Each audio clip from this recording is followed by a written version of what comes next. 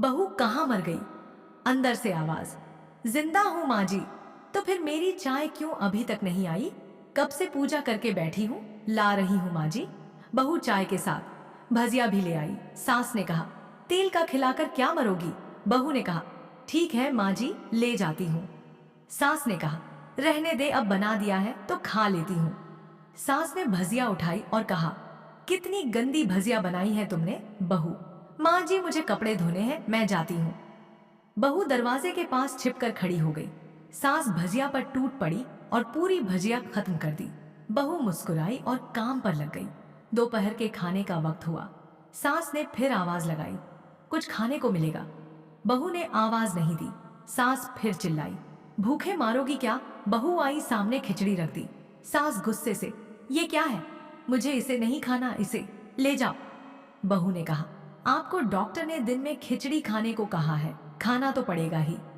सास मुंह बनाते हुए, हाँ तू मेरी माँ बन जा। बहू फिर मुस्कुराई और चली गई। आज इनके घर पूजा थी। बहू सुबह 4 बजे से उठ गई। पहले स्नान किया, फिर फूल लाई, माला बनाई, रसोई साफ की, पकवान और भोज बनाया। सुबह के 10 बज गए। अब सास भी उठ चुकी थी। बहू अब पंडित जी के साथ भगवान के वस्त्र तैयार कर रही थी। आज ऑफिस की छुट्टी भी थी। पति भी घर पर थे। पूजा शुरू हुई। सास चिल्लाती, बहू ये नहीं है, वो नहीं है।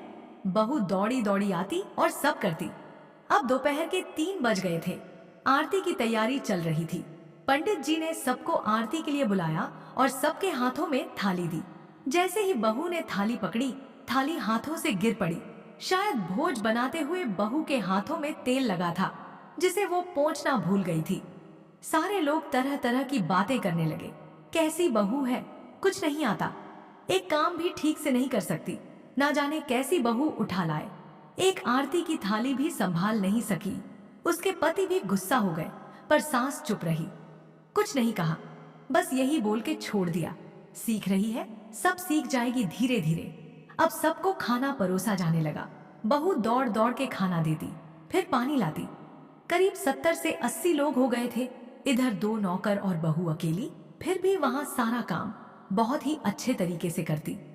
अब उसकी सास और कुछ आस पड़ोस के लोग खाने पर बैठे। बहू ने खाना परोसना शुरू किया। सबको खाना दे दिया गया। जैसे ही पहला निवाला सास ने खाया, तुमने नमक ठीक नहीं डाला क्या? एक काम ठीक से नहीं करती, पता नहीं मेरे बाद कैसे ये घर संभालेगी। आस पड़ोस वालों को तो जानते ही हो ना साहब, वो बस बहाना ढूंढते हैं नुक्स निकालने का। फिर वो सब शुरू हो गए, ऐसा खाना है, ऐसी बहू है, ये वो वगैरह वगैरह। दिन का खाना हो चुका था। अब बहू बर्तन साफ करने नौकरों के साथ लग गई। रात में जगराता का कार्यक्रम रखा गया था। बहू ने भी 1-2 गीत गाने के लिए स्टेज पर चढ़ी। सास जोर से चिल्लाई, मेरी नाक मत कटा देना, गाना नहीं आता तो मत गा, वापस आ जा। बहू मुस्कुराई और गाने लगी।